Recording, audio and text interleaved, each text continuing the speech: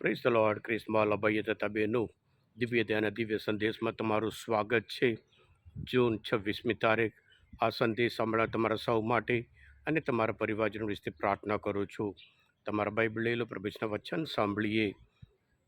માથ્યુનો ગ્રંથ 8મો અધ્યાય, પહેલી કડીથી 6મી કડી સુધી. ઈસુ ડુંગર પરથી નીચે આવ્યા ત્યારે લોકોના ટોળે ટોળા તેમની પાછળ પાછળ ચાલવા લાગ્યા. ત્યાં એ કોડિયો તેમની પાસે આવ્યો, પગે પડીને બોલ્યો, પ્રભુ, આપ જો ઈચ્છો તો મને સાજો કરી શકો એમ છો. ઈસુએ હાથ લંબાવી તેને સ્પર્શ કરીને કહ્યું, હું તો ઈચ્છું તું સાજો થા. અને તે ક્ષણે તે સાજો થઈ ગયો. પછી ઈસુએ તેને કહ્યું, જોજે, કોઈને કશું કહેતો નહીં. સીધો જઈને પુરોહિતને તારું શરીર બતાવ અને મોશેએ ફરમાવેલું નૈવેદ્ય ધરાવ, અને એ એમના માટે પુરાવારૂપ બની રહેશે. આ પ્રભુની વાણી છે, તે આપણો આધાર છે. ક્રિસ્મા ભાઈ બહેનો, માથ્યુના ગ્રંથમાં 5, 6, 7 એ ગૃહ પ્રવચન છે, સંદેશ, અને ત્યાર પછી માથ્યુ ગોઠવે છે હવે બધા ચમત્કાર. માથ્યુના ગ્રંથમાં 8મો અધ્યાયથી 9મો અધ્યાય 38મી કલમમાં કુલ 9 ચમત્કાર. સંદેશ અને ત્યાર પછી ચમત્કાર, એટલે સંદેશને સમર્થન આપતું હોય એ ચમત્કાર કહેવાય છે. અને ચમત્કારના લીધે લોકોને પ્રભુ ઈસુ પર વિશ્વાસ બેસે છે.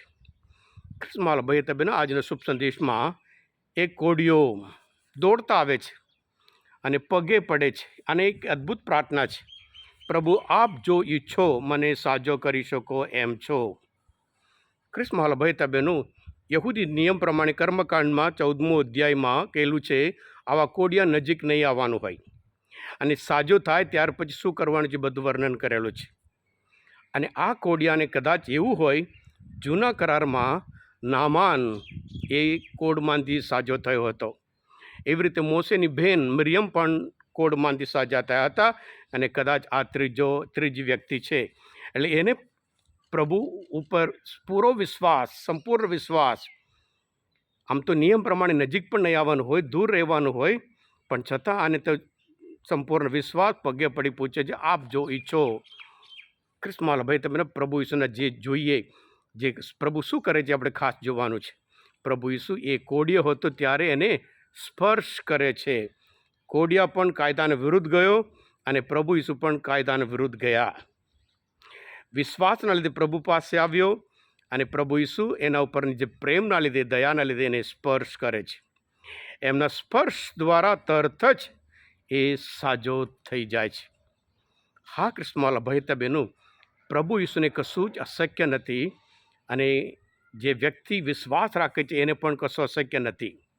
માર્કના ગ્રંથમાં 9મો અધ્યાયમાં 23મી કલમમાં કહે છે, જેને વિશ્વાસ હોય તેને બધું શક્ય છે. આ વ્યક્તિ કોડિયા વિશ્વાસ સાથે આવ્યો, અને પ્રભુ પોતાના શક્તિ વ્યક્ત કરે છે, એને સામર્થ્ય વ્યક્ત કરે છે.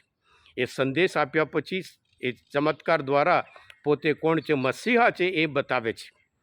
હા ક્રિસ્મા ભાઈ બહેનો, જૂના કરારમાં મહાપ્રસ્થાન ગ્રંથમાં 15મો અધ્યાયમાં 28મી કલમમાં પ્રભુ પોતે, હું પ્રભુ તારા સર્વ રોગ હરનાર છું એમ કહે છે.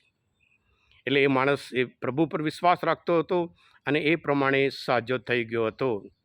સાથે સાથે ક્રિસ્મા ભાઈ તબેનો, આજનો શુભ સંદેશમાં કે પ્રભુ ઈસુ જે નિયમ પ્રત્યે, એટલે જે કાયદાઓ હોય એ હંમેશા માનવજાતના સારા માટે છે, ભલા માટે છે. એટલે તું જઈને ત્યાં પુરોહિતને બતાવી કરીને, જે લેવીના ગ્રંથમાં 14મો અધ્યાય કર્મકાંડમાં લખેલું છે એ પ્રમાણે એ બધું કાર્ય કરે છે. આવી રીતે જે કોડિયા હોય નજીક આવે એ ગુનેગાર, અને કોડિયાને સ્પર્શ કરે એ પણ ગુનેગાર, એમ કરીને કર્મકાંડમાં 5મો અધ્યાય 3જી કલમમાં કહેવામાં આવે છે. પણ પ્રભુ ઈસુ એ વ્યક્તિ પ્રત્યેના પ્રેમના લીધે એને સ્પર્શ કરે, જે સાજા કરે છે. હા ક્રિસ્મા ભાઈ બહેનો, આજના આ શુભ સંદેશ આપણે દરેક માટે આનંદનો સમાચાર આપે છે. આ વ્યક્તિ જેવી રીતે પ્રાર્થના કરી, પ્રભુ આગળ પગે પડ્યો અને વિનંતી કરી, આપ જો ઈચ્છો, અને એ જ રીતે પ્રભુ આજે આપણે દરેકને કહે છે, તું સાજો થા. તારા જીવનમાં ઘણા વર્ષથી જાત જાતની બીમારી હોય, એ રોગની તકલીફ હોય, કે હૃદય રોગ હોય, કિડની પ્રોબ્લેમ હોય, પ્રભુ ઈસુ માટે કશું અશક્ય નથી. રોગ હરનાર હું છું એમ કરીને મહાપ્રસ્થાનના ગ્રંથમાં કીધેલું હોય અને પ્રભુને કશું અશક્ય નથી. પ્રભુ ઈસુ ખ્રિસ્ત આપણે દરેકના રોગ મટાડી શકે છે, ગમે તે પ્રકારની બીમારી હોય. જેવી રીતે આ કોડિયાને જે 38 વર્ષ બીમાર હતો એને પણ પતાર્યો છે, પ્રભુ ઈસુ ઊભા કરે છે. જે 18 વર્ષથી જે સ્ત્રી ઠઠાર ઊભી નહીં રહી શકી, પ્રભુ ઈસુ એમના શક્તિ વડે, પ્રભુ ઈસુનું એમના ઉપરના પ્રેમના લીધે, દયાના લીધે એમને સાજા કરે છે. એ જ પ્રભુ ઈસુ તમારે અને મારા જીવનમાં પણ અદ્ભુત કાર્ય કરી શકે છે, જ્યારે વિશ્વાસ સાથે પ્રભુ આગળ પગે પડીએ ત્યારે. અને પ્રભુ આપણને દરેકને કહે છે, તું સાજો થા.